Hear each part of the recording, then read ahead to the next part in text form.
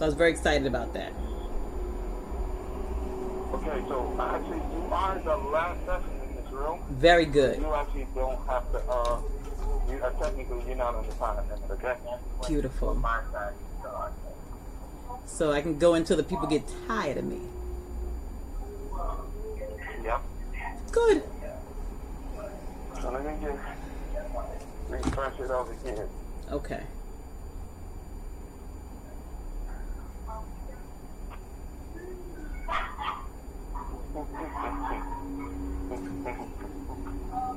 Okay, so I see you with your blue shirt. Yes. Black glasses. Yes, that's it. Okay, we are good, buddy. Okay. Yes. All right. So, Make sure I can hear you too. okay, great. I got the microphone. If I need to put it up a little bit, I think I can. No.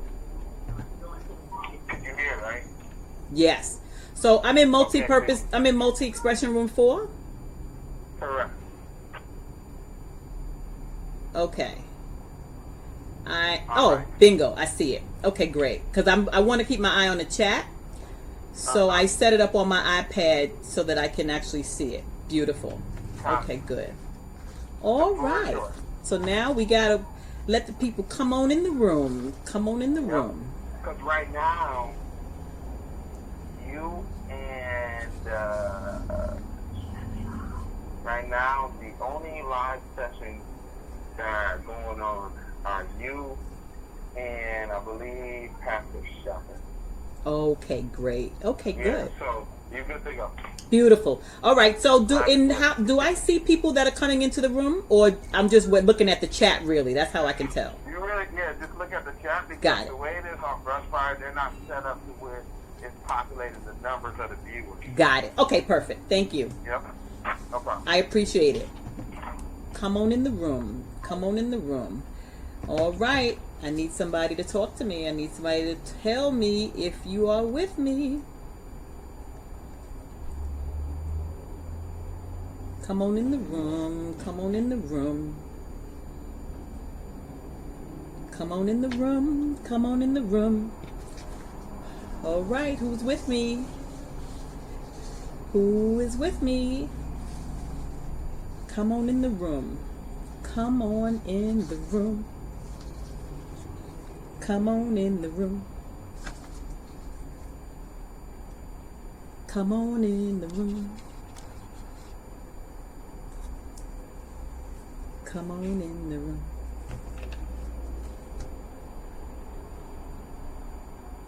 Come on in the room.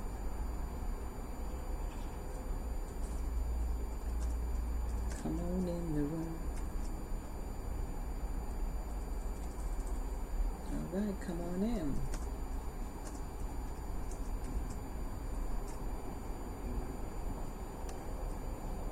Come on in the room.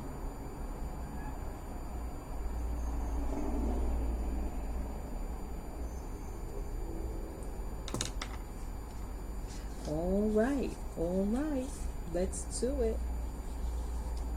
Come on in the room. Yes. Come on in the room. All right, if you're in the room, I need you to talk back to me. I need you to let me know you're here. Come on in the room. All right. Come on in the room. Yes. Come on in the room. We gotta come on in the room. Get this conversation started. Come on in the room. Come on in the room.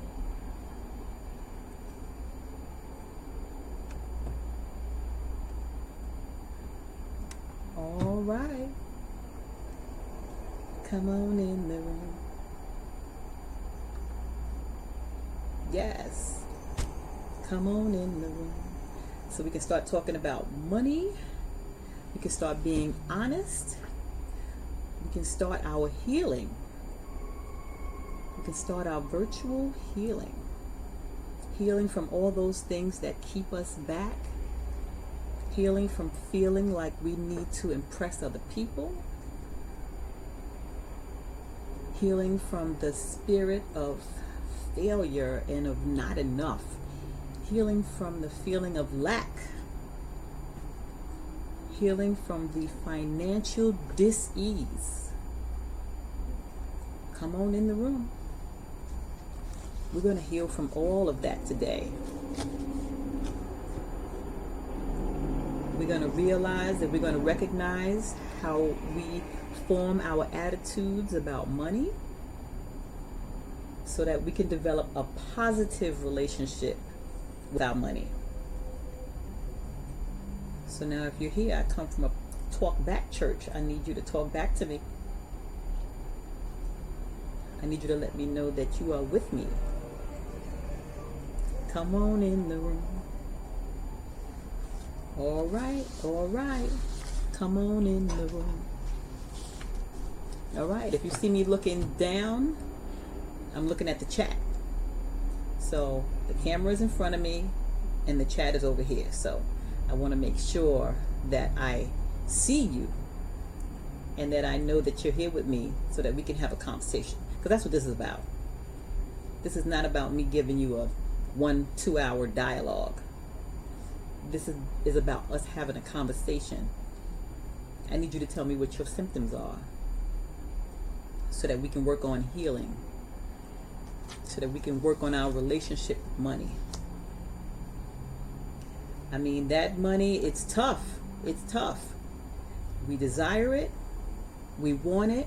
We can't get enough of it sometimes. People sell their souls for money.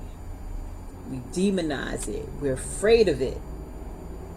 You know, we're saved. So if we feel like we want too much, we feel bad. We feel ashamed because we're not supposed to be about money. This is the church. We're about God. But listen, even saved people have bills. We have mortgages to pay. We have kids we want to send to college. We have bills just like everybody else. So we need to master our money. We need to make it work for us. P.T. Barnum once said that money is a terrible master. Oh, but it's an excellent servant. Money will serve you well if you keep it in its proper place and you allow it to serve you and you don't end up being the slave to it. Because then that's what happens. We become a slave to our money. And now it controls us. It moves us instead of us moving it. So let's talk about it. Let's talk about it. Sounds like my I do a podcast and that's the little hook. It's like, we're gonna talk about it. We're gonna talk about money and how it relates to the emotions that we place on money. How we really don't even recognize that we are dealing with so much. I mean, we are dealing with love and we're dealing with control and respect. We are dealing with guilt and shame. We are dealing with all of these things when we deal with money. So let's talk about it. Let's get it out. We're going to heal. We're going to heal today, but we can only heal if we recognize that there's a problem and that we, take our medicine, so to speak. And this is where we're going to get our medicine. We are healing from financial dis-ease. So come on, I want everybody to come on in the room with me. Come on in the room. Come on in the room. We're going to come on in the room. Come on in. Come on in the room. Come on in the room. Come on in the room. All right. Come on in the room. I'm going to start. I'm going to give the people 2 more minutes to come in the room, and then we're going to start working this out. We're going to start doing this. We're going to start figuring it out. We're going to be like Paul. We're going to forget those things that are behind us, and we're going to focus, and we're going to press on toward the mark. Come on, we're pressing on. We're not going to let the failures of the past affect our future. Have we made money mistakes? Yes, we have. Yes, I have. Raise your hand if you have. I have. I've made big money mistakes, and I have learned from them. And I'm not going to beat myself up, and I don't want you to beat yourself up over them. I want you to deal with them. I want you to learn from them, and then I want you to move on. So come on in the room. Yes, we are going to move on this weekend. This is it. This is our Heal Me Now. Heal Me Now 2020. We are going to get our healing today. So come on in the room. Yes. We're going to do it today. We're going to do it today. We are coming off of, we're still involved in this pandemic. We have millions of people who are on unemployment. The unemployment, the additional $600 that was allocated by the federal government through the CARES Act officially ran out on the 25th. So we have people who are not getting that extra $500. They're going to probably go down to whatever the state gives them, between $200 and $500 a week, I guess. And they're going to have to figure out how to pay all their bills with that. For most of us, it's impossible. And they don't want to give any more because they feel like we're sitting on unemployment doing nothing. But what they don't realize is that there are no jobs. So now what do you do? How do you deal with that? How do you deal with the fact that you don't have money to pay rent and put food on the table? How do we deal with that? How do we deal with the fact that all the progress that we've made up until now can be wiped out in a matter of 6 months? They're allowing us to tap into our retirement. Bad idea. Bad idea. If worse comes to worse and things get too bad and you really can't pay anything, and some people are contemplating bankruptcy, some people have already filed, some people are talking about filing. If that is something that you may have to look at, the one thing they can't touch is your retirement. So please don't use your retirement to pay your bills at this point. Not until we can see a light at the end of the tunnel. Not until we know that we can move on from here and that the jobs start to come back and that this virus has a vaccine, one that works. Don't do it. Don't sacrifice your future to manage your present. It's great. Hopefully we all have a few bucks stashed away. But if not, please don't use the money you have in your retirement to pay your bills. Come on in the room. All right, so I think that we should start now. So this is the Heal Me Now 2020 conference. My name is Teresa. I am a money coach, and I work with individuals. I mostly work with entertainers, but I work with people all over the city, and I help them to navigate the world of finances. I help them get their money. I'm more of a recovery coach. So most of the people that I meet have fallen down some sort of a rabbit hole, and that they're struggling now to come up from it. So we're working on getting them to ground level. Most of the people that I work with, they haven't filed or paid taxes in years. They are, at the brink of bankruptcy. Their debt has gotten out of control. Their spending has gotten out of control. And, they need to sort of hit this reset button. And so this would have been a perfect place for them to come to Heal Me Now conference. And I really want to thank Pastor C for doing this. Pastor Anderson. I think I call her Pastor C. But anyway, I want to thank Pastor Anderson for doing this. I mean, I was here all day long, and I almost didn't make my own room because I was in the prayer room. I was in the praise and worship room. I was in even with the kids, and then the kids was doing some cooking, and I was like, come on now. I like it in here. I love the idea of having all the rooms. I think this is an amazing value. I think that I am so glad to be sort of teamed up with such an amazing group of people. And I want to thank everybody who showed up and showed out for their pastor. So this particular workshop is called Healing from Financial Disease, and I am going to share my screen with you. And I'm big on this. I love PowerPoint, so I like to get my point across, and I like for you to, rather than sitting here just looking at me, right? Because you didn't come here to look at me. You came here to get your financial healing, and so I want to show you now how we're going to work this out. So I'm going to switch, and I'm going to allow you to see my screen. I'm sorry, y'all. Okay, so I want you to see this. So I'm going to take me off. So this is the Heal Me Now 2020 conference, of course, as you know.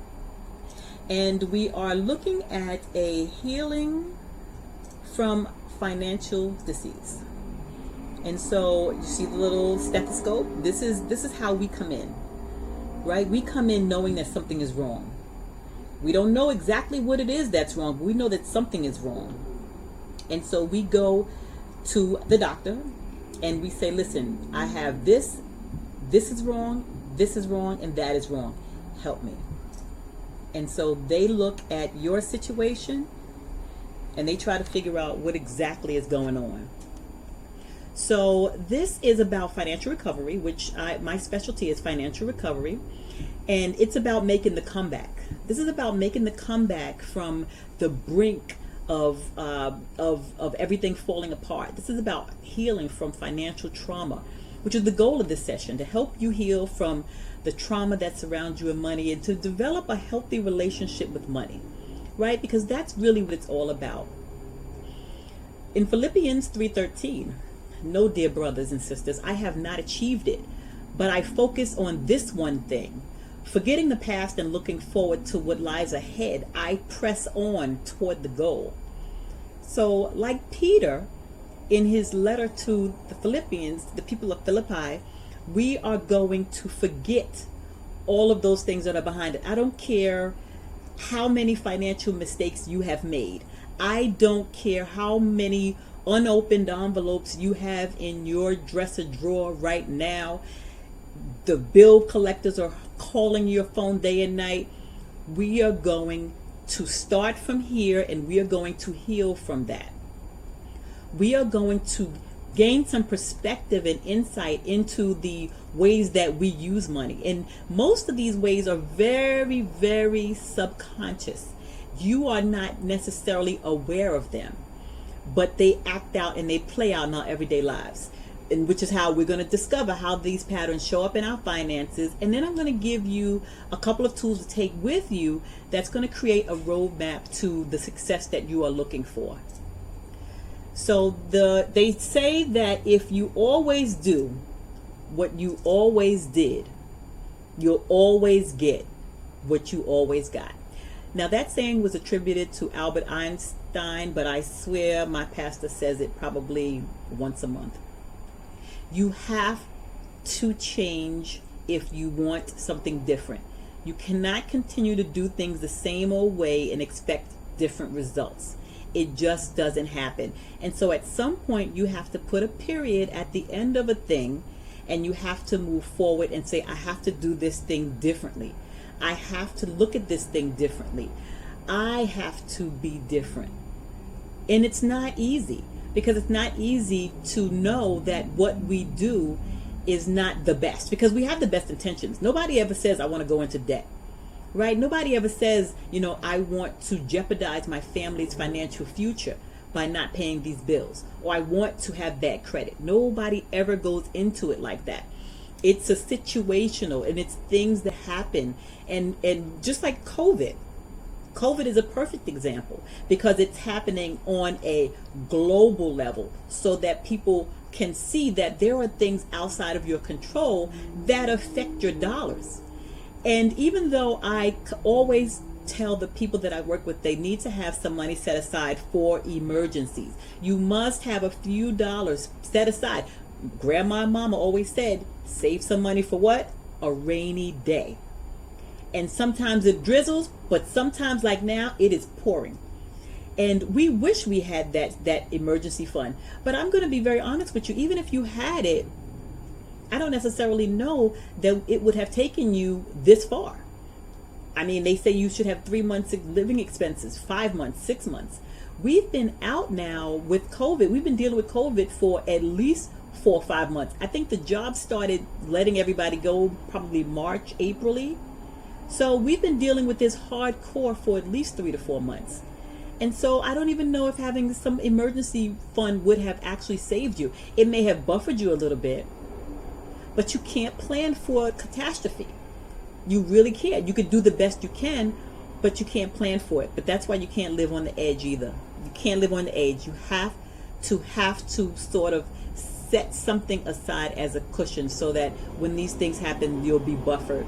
And most people can't. Their lifestyle is such that they have no room between the money they make and a savings and their income and their bills. So they make $1,000 and their bills are like $950. So that extra $50 is always going to some emergency. So they really have no money to save. And it really, really troubles me when people look and they say, you know, I really just don't have it. And it's not easy in this society where, especially in New York, where, you know, rent is $1,800 a month. And minimum wage just was raised. So it hasn't been $15 an hour always. So it's a very tough place to be. But, you know, we've got to, you know, make the best of it. And which is why we have to get control of our money. Yes? All right. So this is about being honest. I want you to be very, very honest about where you are in terms of your dollars. And in order to do that, I really want you to have a paper and a pencil. If you can't find a paper and a pencil, I really want you to use your telephone, because I know you got that. And I know that's always near and dear to you because we always have our phone near to us. And I want you to look at these questions, and this will give you an idea of how deep your money issues are. So these are the questions I want you to answer for yourself. You don't necessarily have to answer them now, but I do want you to start looking at how uncomfortable your life may have become, even as you may not recognize it, but that your life has your lifestyle has started to slip a little. So 1, are you feeling burdened by your financial circumstances or debt? Does it weigh on you? Does your spending ever feel out of control or uncomfortable? And how does that feel to you? Because normally, if you spend out of control, and I mean where there comes a time when you go on these like mini spendings, and you don't spend for a while, and then you'll go and you'll buy something, and you'll probably plan for a thing or two, and then that thing or two becomes a whole lot of thing or 7. Or you'll want a pair of shoes, and you'll end up getting a pair of $700 shoes, right? So those are things that you didn't necessarily anticipate, and they were maybe a little out of control. Or you go on vacation, you all of a sudden look at your credit card, and now you've got this debt that has accumulated from, vacations and, kids going back to school, and just all these things, they slowly add up over time. And now, how does that make you feel? Does saving money seem difficult or impossible? We talked about that earlier. Is there no room, no slack in your budget for you to put away any money? I mean, I'm a woman of a certain age. I have to start thinking about retirement. And if you have children, you have to start thinking about whether or not your children can or will be able to go to college. So, we have to be able to put something to the side. Are you feeling pressure to work or earn more money? Do you have to do OT? Right? There are people who, if they don't do OT, they can't live. Like, their base pay is just not enough to allow them to live, the lifestyle that they're in. Because once you rent an apartment, you've rented that apartment. So you can't now all of a sudden decide to pay less rent. The rent is what your rent is. And whether you have a job, don't have a job, work extra time or don't, that rent is still going to be due on the first of every month. Do you argue about money or hide your financial circumstances to avoid an argument? So a lot of us do this. Money is one of the major arguments in relationships. Money issues tear relationships up. And so, usually one spouse is a spender, one spouse is a saver, or, one spouse just spends out of control and the other one is sort of trying to, make some headway in putting some money to a side. And so you have to have a meeting of the minds about this. You know, after the argument about money, now you're hiding your financial circumstances, or you're going shopping and you're keeping it in the trunk. Everything. I used to do that, and I was terrible, because I know if I came home with bags, my husband would be like, well, you went shopping again? You went, what else you bought? You need more black shoes? The whole thing. And so I would, and I know a lot of people who do this. They either hide the credit card bills, they grab it from the mailbox, or they will hide purchases. So is that something that you're doing to avoid an argument? Are you experiencing panic attacks or obsessive thoughts? Do you worry about these things at odd times? Are you having trouble sleeping? Do you wake up tossing and turning because you just are so anxious about what you owe? And, you know, is this the payday that they're going to snatch your money from you? Or is this the time when, you know, things are going to fall apart? You know, when is D-Day now for you?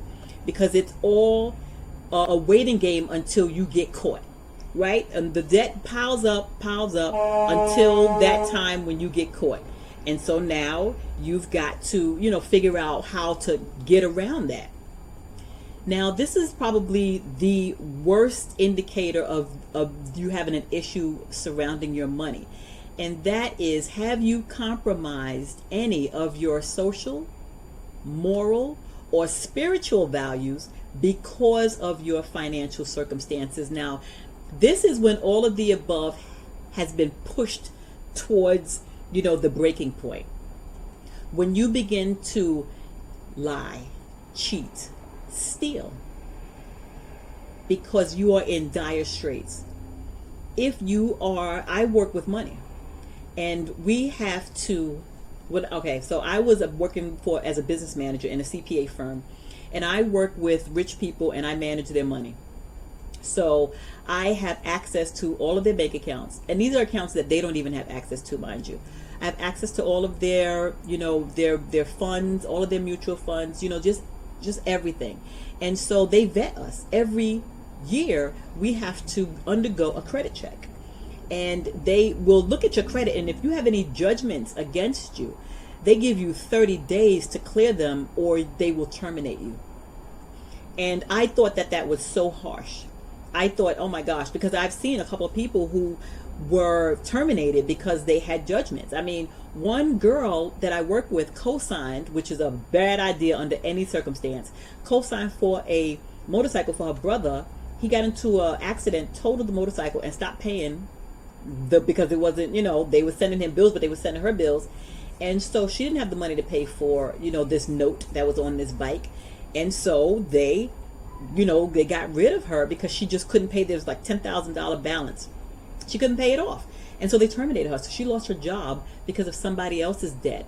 But bigger than all of that, you know, she put her reputation out on a limb. And so they do that because you have access to people's money. And if she is in such dire straits, now, mind you, what if she had access to her client's money and they have multiple millions of dollars and she needs $10,000 to get rid of this debt? How does she, what would it take for her to say, well, he'll never miss this money? I mean, where is she? We don't know where her morals are. You know, they don't ask you that when you work, you know, on a job interview. We don't know what her values are. We don't know what that point is that you can come to before you will consider doing something illegal, immoral. If you will consider compromising your values to get you out of a financial jam. Is it if somebody threatens your child? If you owe somebody money and they threaten bodily harm, is that enough? You know what I mean? You don't know where that place is. So you have to look and see, well, has that become a temptation? And listen, be honest, right? Be honest. This is between you and me. I promise I won't tell nobody. So just think about whether or not those are things that affect you. Because if they affect you, believe me, they affect other people. And we don't want for those things to take its toll, because they will take a toll on your health. They will take a toll on your health. I'm going to stop sharing this, and I want you to see my face at this point. Okay. I want you to see my face. Okay. Okay. So yeah, I do want you to, I want to work with you because I do want for you to come clean, because this whole session is about coming clean, because you have to, listen, in the process of healing, sometimes you have to rip the Band-Aid off of that wound. You have to rip the Band-Aid off and you have to clean it. You can't just, go over a wound that is open and expect for it to heal properly, because you will never get your healing properly if you don't recognize the wound, clean it out, and then you're able to sort of move forward from it. So I want to take a quick look now at the emotions that we place on money, because I think that ultimately that is where the issues we have with money rear its ugly head. And these emotions, now, okay, when it comes to healing, we presuppose that at one point you were well, right? Because we're healing from something that we didn't have before, right? We were fine, and then we got sick, and now we're looking for healing so that we can be restored to the state we were in before we got sick. So when it comes to money, there was a point when all was well, when money was just money. It didn't have any attached emotion or value to it. The dollar was just a dollar, right? It meant nothing else other than that. And things were just things. Usually, when we talk about issues with money, it's something that happens in our childhood. There's a switch that gets turned. And the two things that generally cause that switch to turn, one is deprivation, and that is when we live in lack. And the second is what is the second one? The second one is fear. So fear is the second thing that actually bubbles up in us, and we start looking at money as a cure-all. So I want to look, and I'm going to share my screen, and I want you to take that pen out, and I want you to tell me which one of these things you have ever dealt with when it comes to money, because these are really good, and it will help you to determine where on the register you are when it comes to money. Okay, so now these are the basic emotions. So I want you to look at these. Now, the center is money, of course, because that's usually where it all begins. And then around it are all of the emotions that we could associate with money. So take a look, and I want you to write down any that resonate with you. So we have security, and that is the more money I have, the safer I feel. We have love. Love is a big one. And it's, he or she gives me money, so now they must love me. Or I give money as a sign of love. Respect, that's a big one as well. So the more money I have, the more respect I get. Or you can tell that if you respect wealthy people without knowing anything else about them other than the fact that they're wealthy, that you give them respect.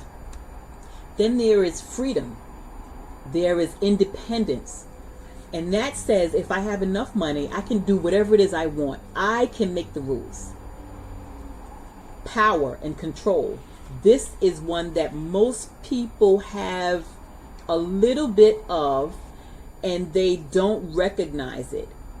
Power control says whoever has the most money has the power and control over everyone else. And so we normally associate that with like the head of the household, right? Whoever makes the money makes the rules in the house. Or, that's what differentiates, when you have parents, then they pay all the bills, right? That's what we mostly tell our children, right? I pay the bills, and if you got to pay the cost to be the boss. And we have all of these things that associate power with money. And as a child, we get caught up in these because we don't know the difference when we hear these things. So, if you want to go somewhere and you need money on a school trip or something, and you, for whatever reason, don't get what you've asked for, but you see other things coming in the house, right? So you need $20 to go on a school trip, and the answer is no, we don't have any money. But, you still see groceries. Now, you don't get as a child that we all have to eat and that we all have to, live on certain. All is you didn't get what you wanted. And so you equate the power with money. And so now you're going out and trying to grab as much money as you can, because now you have the ability to wield that power over other people. There's fear. If I don't have enough money, I begin to panic. Guilt. I misused or I misspent money and I can't move past what I did.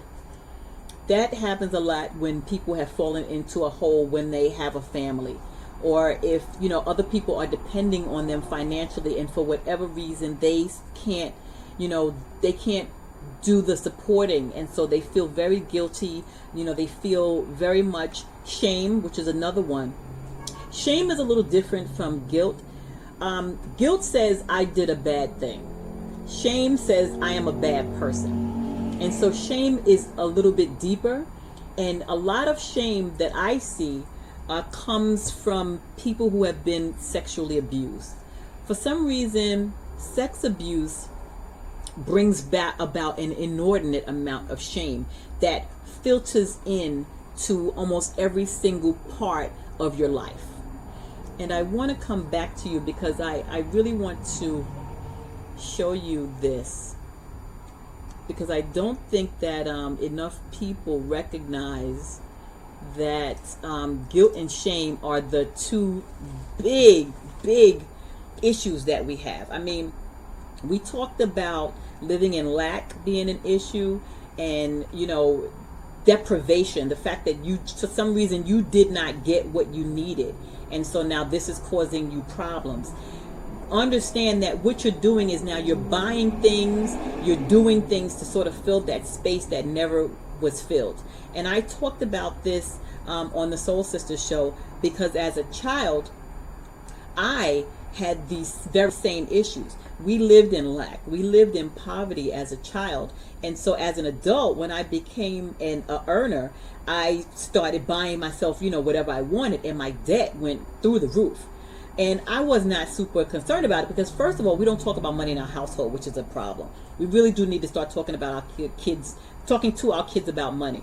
I never knew when you go into a house and flip a switch and the lights came on. I had no idea how that happened. I mean, I knew about, you know, because my grandmother, everything ran up her light bill, right? Stop, close the refrigerator, you run up my light bill, and, you know, turn that off, you're going to run up my light bill. So I knew that about bills, but I never understood about how money pays bills. I didn't make that connection. So as I was growing up and growing out and getting out of the house, you know, I had to kind of realize those things on my own, and debt and credit cards. And it was like, you know, I would pay my rent, I would go with my friends, I would be like, I'll pay later, until I got the dispossessed. And I realized that that was crazy, and my debt went through the roof, and I had to deal with that. I mean, I had so many money issues. That's how I got into this field, because I had to correct a lot of wrongs. I was like, taxes. I had to do taxes every year. I have to pay money, especially as a single person with no dependents. I had to pay a lot of tax, and I made decent money, and I was just like, they can't get blood from a rock. Well, once they snatch your checking account and you don't get paid for a month, they did. They get a judgment against you, and whenever that blood do come in, they're first online to get theirs. So, you know, there's a whole learning that has to go around, you know, children with money, and then being an adult with money, and understanding that you cannot just continue to fill up empty spaces with things, because you will never get those spaces full. You will never be able to buy the child that you were, whether it's a little girl or whether it was a little boy who grew up without the latest clothes, who always got picked on in school. You weren't able to go on school trips because your parents didn't have money. You know, the dinner had to be spread out because, you had to feed a whole lot of people on one paycheck, or, you didn't get to eat what you wanted, or whatever your deprivation looked like.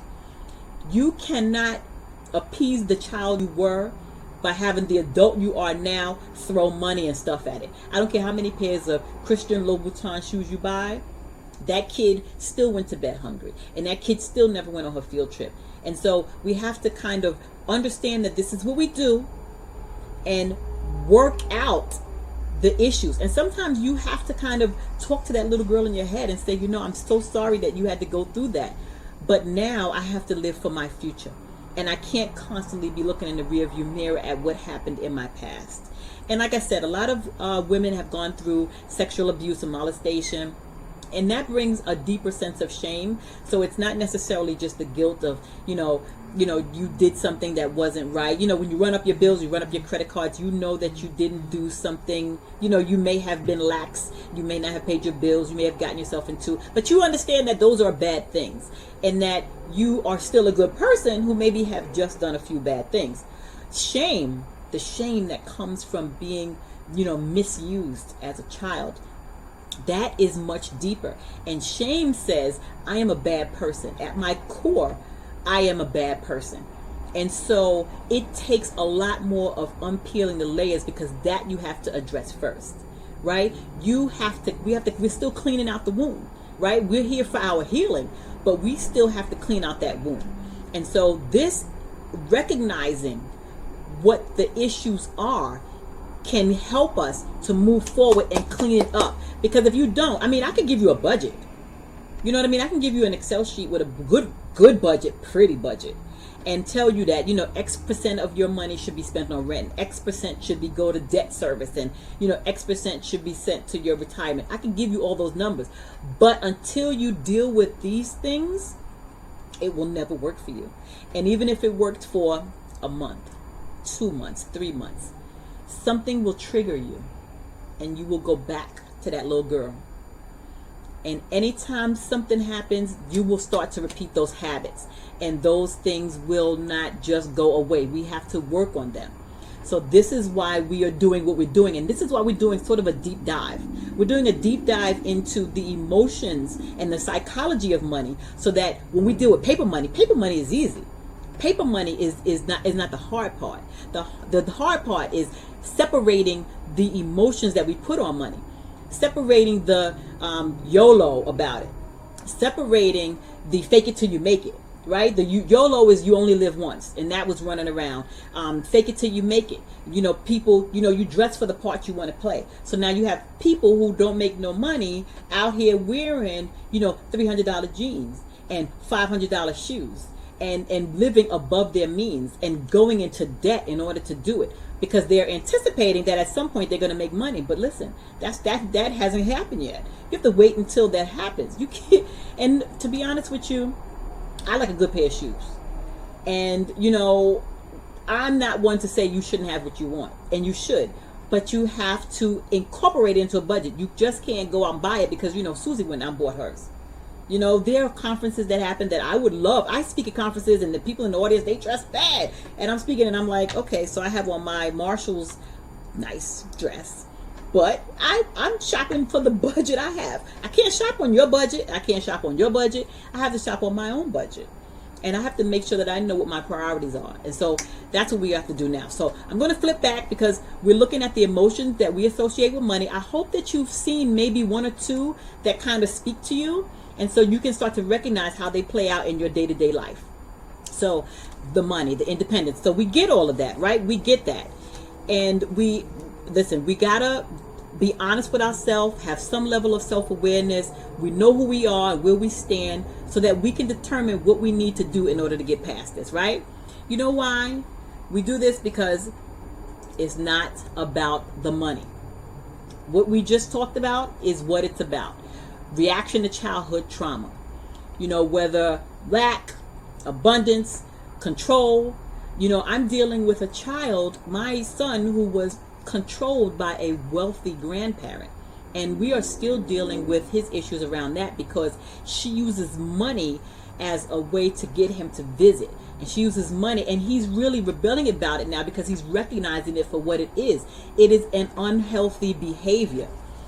And he's not falling for it, and she's just tightening up the money purse, the purse strings, and we see it for what it is. And I don't know whether she thinks she's not good enough. She has to dangle a couple of dollars for him to come by, or whatever it is, but it's really detrimental, and it's killing the relationship. So you also have to know when you are using money to control people, right? It's not necessarily about what people are doing to you. It's also recognizing what you may be doing to other people, and how you may be contributing to this here cycle that we talked about, right? How you may be contributing to it, right? How you may be using these. Maybe you learned it, but how you may be using these to kind of push these negative emotions forward.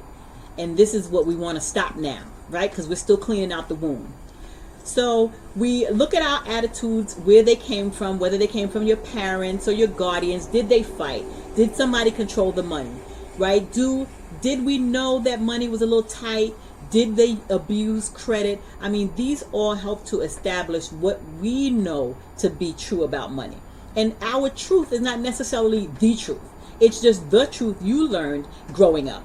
And so now we have to, grow up and realize that, money is a tool. Money is just a tool. In and of itself, it means nothing. It has no value except for the value that we place on it. So now we can put it in its proper place. Right? They say, listen, more money don't necessarily mean that your problems are gone, right? More money, more problems. That's what we hear. Especially if you're in a family of people who are that don't necessarily have a lot of money. Because then you become that person that everybody comes to. And, there's an issue also if you can't help people in your family, but that's a whole nother thing. So first things first too, we have to be able to forgive ourselves for any mistakes we've made, just like what we talked about with Paul, and how we, forget those things that are behind us and we look forward and we press on toward the mark.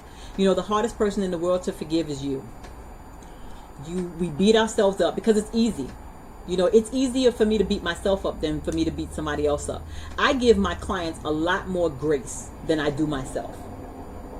Right? And there are things we can't change. I mean, I had a client who had cancer, and her family spent, all of their money on treatments, or in the medical treatments and the deductibles and the chemo and just all kinds of therapies in order to, prolong her life. And, she beat herself up over it so hard, and she's saying, I am destroying my family's financial wellness. And I'm saying, but you have cancer. You did not give yourself cancer. They want the time that they get to spend with you means a lot more than any money that they're spending on these treatments.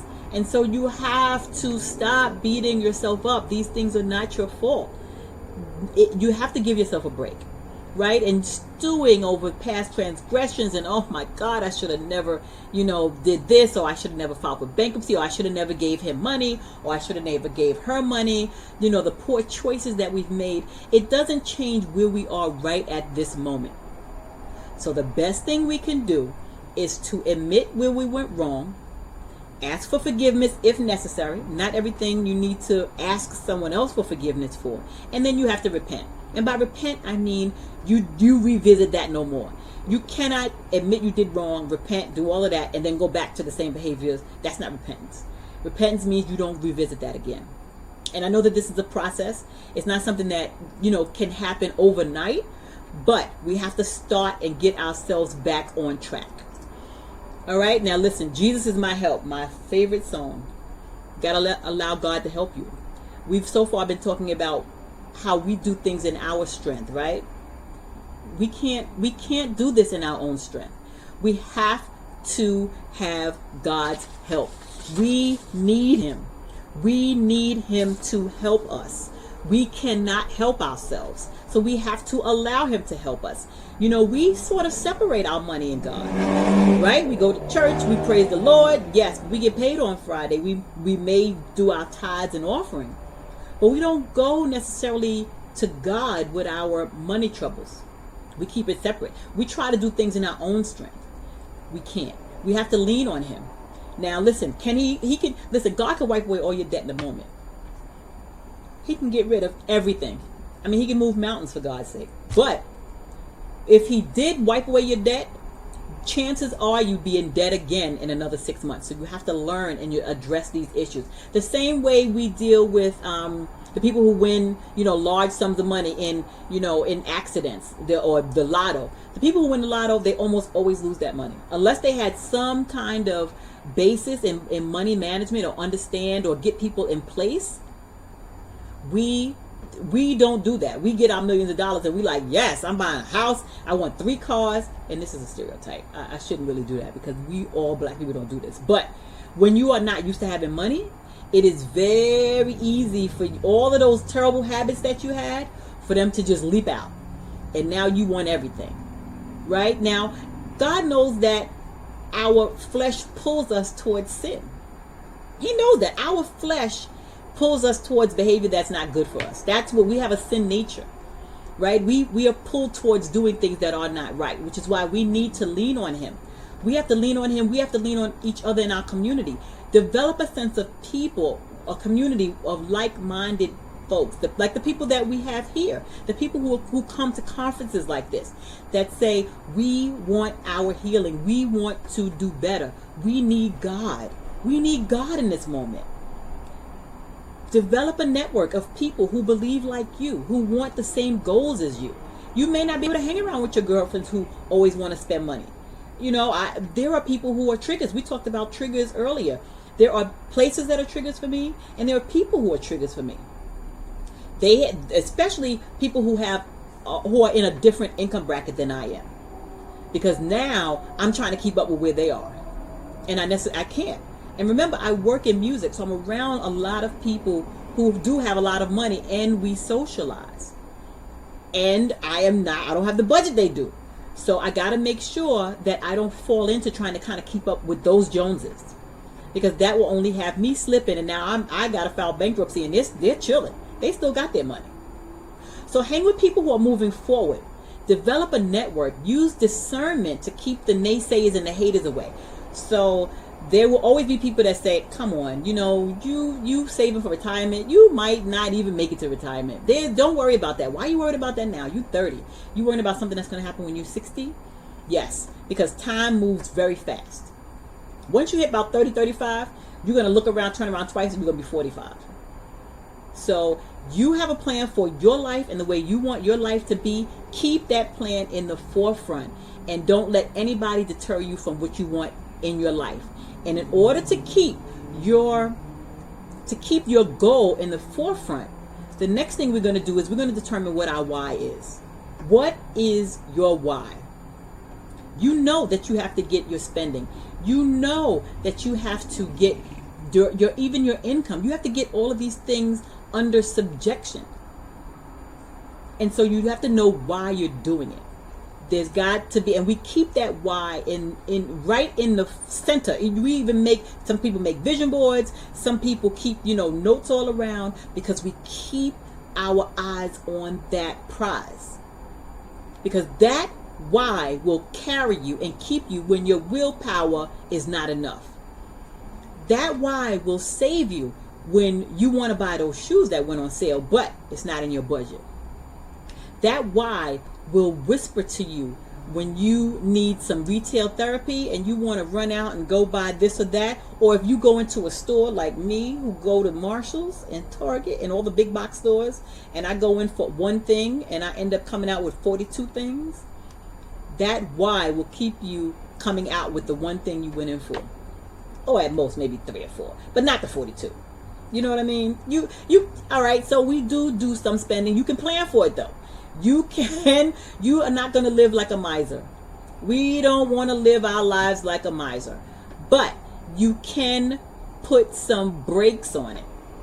Right? You can put brakes on it. Nobody wants to live and say, again, I'm home because I can't afford to go out. Because you can. You have money. You just choose not to spend it on things that don't serve you well. Right? This is about saying A or B. I can do this. You can have anything you want.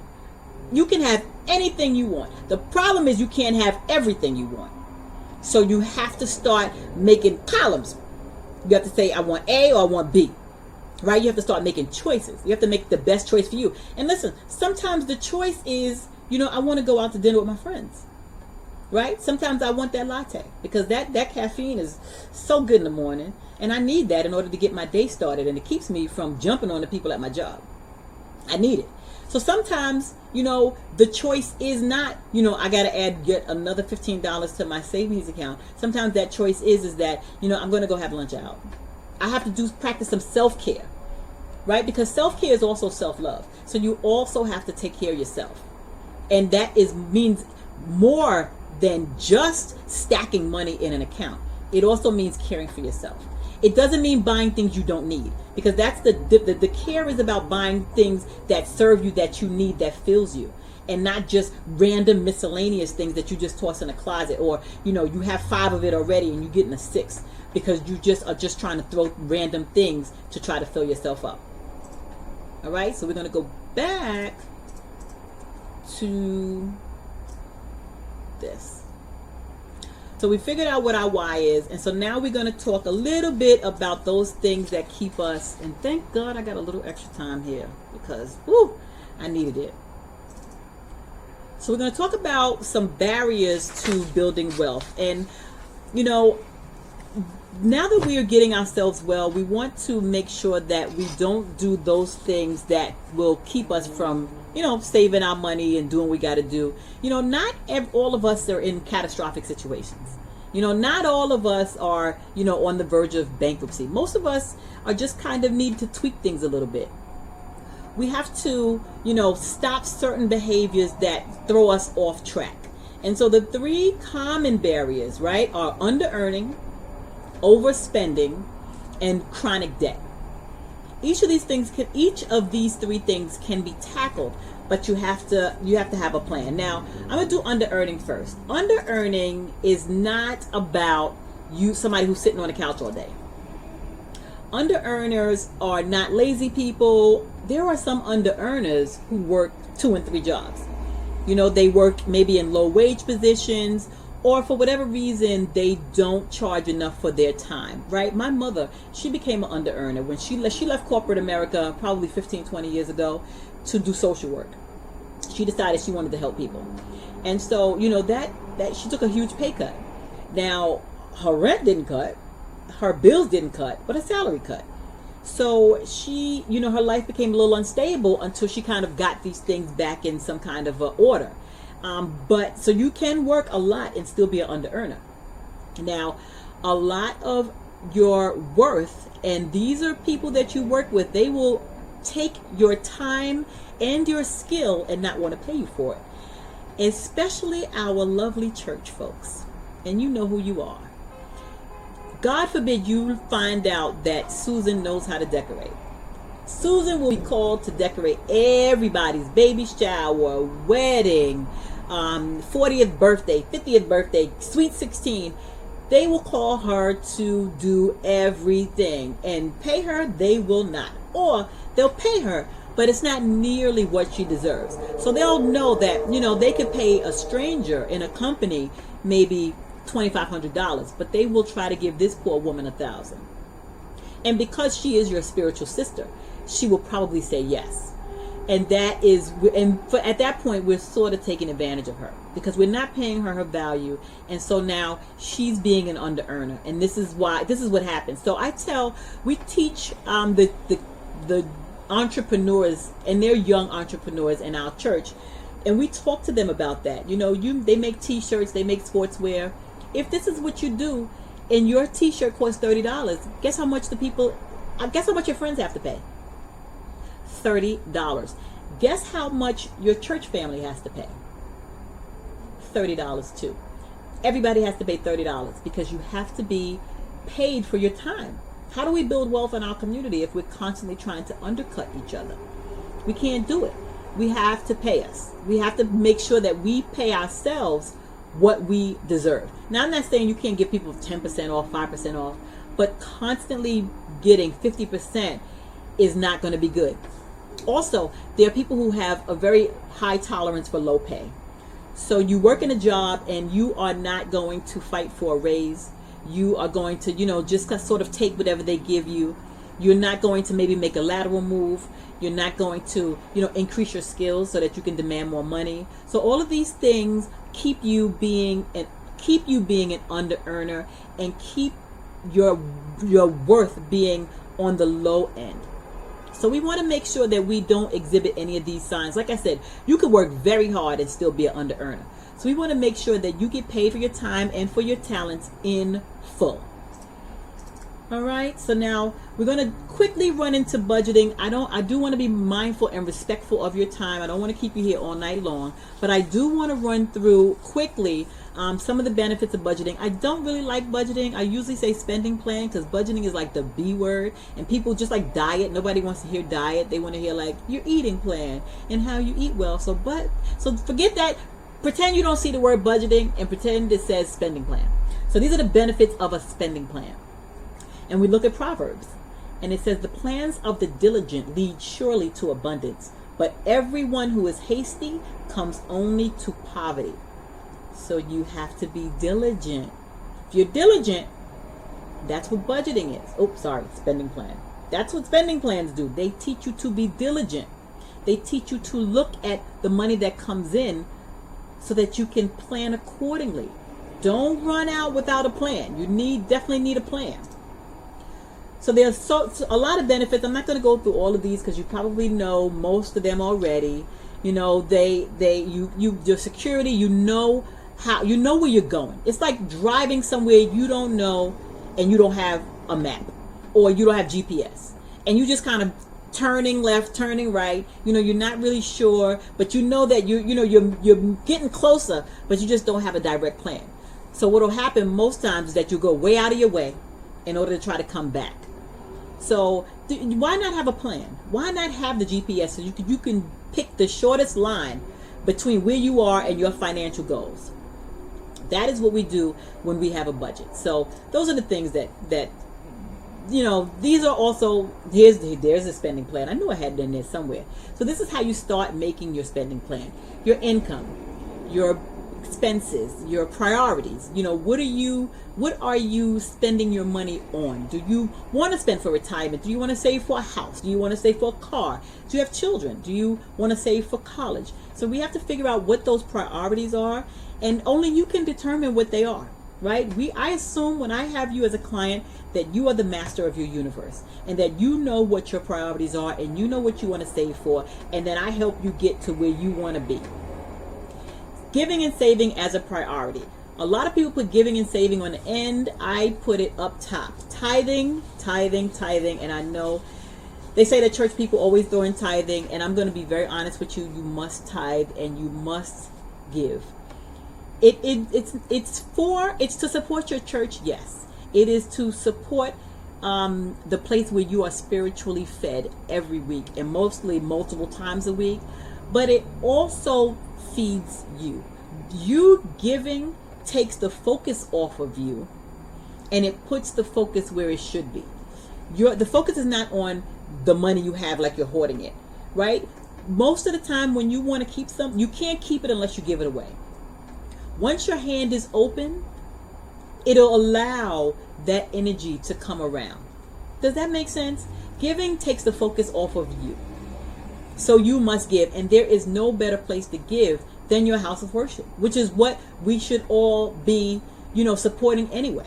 We all should be supporting the place that we go to and supporting endeavors like this conference where, your spiritual family has decided to feed you and give you all the best that they have.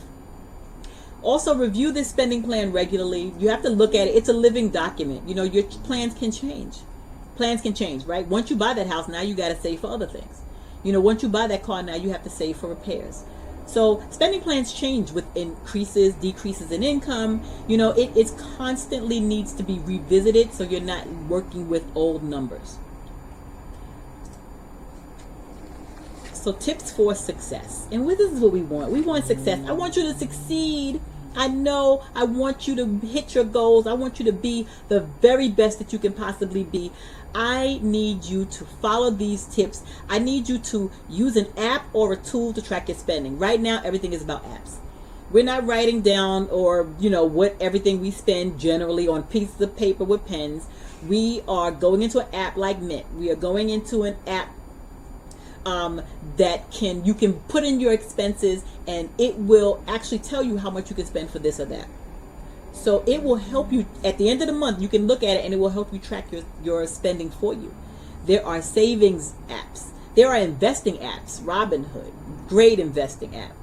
It will automatically work in the background so that you can save, so that you can invest without actually having to. I'm going to talk a little bit about this in the next screen, but this is so that you can do these things in the background. Automatic bill pay. Keep your credit together. You don't want to have to remember on your own to pay your bills on time, because one late payment stays on your credit report for 2 years. It takes 2 years for that payment to age out because there's 24 months that's on your credit report. So we want to make sure that we pay our bills on time. Cutting down on expenses, we know. Setting goals, which is great, helps you stick to the budget. Impulse spending, we talked about that earlier because we're going to figure out why we spend. So now we understand when we want something that it's not really what we want. All right, so now based on the apps, here are the apps that are designed for saving, right? Digit is a little expensive, so I don't know that I would put that first, but because we don't really want to spend money to save. Tip yourself when you reward yourself for good deeds. No fees, no interest. Capital, ditto. There is a small fee per month, but look for an app that will help you save in the background. It'll be automatic. You will set this up and then you'll turn around twice in a year and you'll have like $1,500 saved and you really didn't do anything. Because you know what they do. They have like a pay yourself feature where if you have an expense, say you go out and buy a burger and it's $6 or 50 cents maybe, they'll take that other 50 to make it $7 even and put that 50 cents towards your savings. So every purchase you make, they round it up to the nearest dollar and put all the excess into a savings account, which is great. And here are some tips for investing. Same deal as the savings. You want to have, no commissions, no fees. There are purchases that are round up. Acorn rounds up for purchases. They're really, really good. I have cousins, relatives who've used all of these. I'm old school. I use Fidelity to save because I've not used the app before. Because remember, like I said, I'm past 50, so I'm old school with mine. But when these young people, that's why they got their phones with them 24/7, because I swear to you, they rule the world with it. Everything you could even imagine is on the phone now. So these apps are amazing and it will help you. Long-term goals. These are goals if you want to look for something to save for: retirement, home ownership, entrepreneurship. Save up a few dollars so that you can have a side hustle, because that's what you want. Entrepreneurship is an entryway into wealth. Ditto home ownership. We want to make sure that we can leave our children something when we're gone, right? Retirement saving, college saving. These are all long-term goals that we want to look for. Short-term goals, living arrangements. Now, I live with don't tell nobody, but I live with my son and my mother. And we share our expenses. And that's how we can, make sure we have enough money to save. I mean, once he gets married, it'll probably be different. He'll probably go, move out and, maybe start with his wife and kids and all that. But for right now, we save money by each of us not having to spend $1,500, $2,000 per month. I mean, we did. I had my own apartment. My son had his apartment. My mother had her apartment. And we all came together. I mean, initially, I think my son's father died, who he was living with. And so he was in the house by himself. And so initially, it was very short term. We were there to kind of support him, making sure he was paying bills, cleaning up the house. Because when we got here, he was 20 years old, and cleaning the house wasn't on the top of his list. So we was like, we're going to be here to support you. But then he was like, well, why don't you guys just stay here with me? And then, once, everybody, kind of save up their money. If you want to move, that's fine. But for now, we're all good. So, I mean, that's an option. I know people want their privacy. It's not easy to live with other people. But, I mean, it can help. Short-term goals, saving money for emergencies. That cannot be truer. Right now is the prime example of why we save for emergencies. Why we continue to tell you that it is important that because right now we're doing a pandemic, people are not working and cars are still breaking down. There are still emergencies happening even during this pandemic. So we need to be, and if you don't have an emergency fund, then you will end up throwing everything on your credit card. And then that becomes the next problem. So we want to raise those credit scores. You might want to save for vacation, save for a down payment, save for all of these other things. Those are short-term goals, things that can happen, but you want to make sure that you prepare for it and save for it. Managing debt. The rich rules over the poor, and the borrower is the slave of the lender. I know you've heard all of that before. We talk about that a lot. The borrower is slave to the lender. This is what we talked about earlier. Starting an emergency fund. When you don't have one, you end up with a lot more credit than you want, especially when you don't have enough savings to weather a financial issue. Credit scores. I think that you may have gone through this. No, you didn't go through this, but let's talk about how your credit score is calculated really quickly. Credit scores range from 300 to 850, and most people are somewhere in the middle. They're somewhere in the middle, and they are kind of, trying to raise it. We're all trying to get that perfect score, right? We're all trying to get that good old 800. And so you got to look at your payment history. Now, remember what I told you, that these late payments appear on your credit report for a good while. So 35% of your credit score is based on your payment history. 30% of your credit score is based on how much you owe. And it's a formula called credit utilization. So that means if you have, they don't want you to spend more than 30% of the credit available to you. If you do more than that, it looks like you're living on credit. So if the bank gives you $1,000 in credit and you run it all the way up to the top, they're going to look at you like, he clearly has no money, because everything he does is going on the credit card. But if you use maybe 300 of it, that's 30%. Keep it at 300 and below. And this will show that you are using credit wisely. You're not putting everything on a credit card. You're using it. You're paying it back. You're not using it excessively. So your utilization is good. You want to keep it as low as possible, but 30% is the max. The length, 15% of your score is based on the length of your credit history. New credits lower your score because you haven't proven that you can carry it yet. And types of credit. They will want you to have different types of credit. So that means not just 4 credit cards. They want you to have a mix. So they want you to have maybe a personal loan, a credit card, an auto loan, maybe a mortgage. So this is to show that you can handle different types of credit. You don't have to have all of these, but in order to boost your credit score, and it's really odd that you would need more credit to get a higher credit score, but my credit is stuck where it is, and I'm in the high 7s, but I can't crack 8 because I don't have a good mix of credit. I have a mortgage, I have some credit cards, and I have a care credit loan, but I don't have an auto loan, and I don't have the personal loan. And I don't feel like I need to run out and get all of these things just to boost my credit. My credit is fine. So if, don't let credit reporting agencies convince you to take out more credit in order to boost your credit score, because they will definitely do this. If you find now that you have a lot of debt rather, and you want to get it down, there are so many different methods of reducing and eliminating your debt. You can pay the debt with the highest interest rate, which will save you a little bit of interest, or you can pay the debt with the smallest balance, which will give you a win. Either one is fine with me. I think that as long as you are eliminating debt, you're doing a great job. I just want to see you have a plan.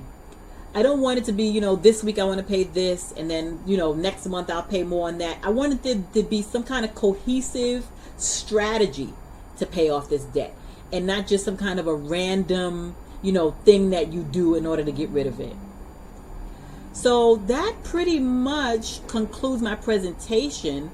We have, shared a lot of tips to, make your financial future secure. We have looked at ways that you can reduce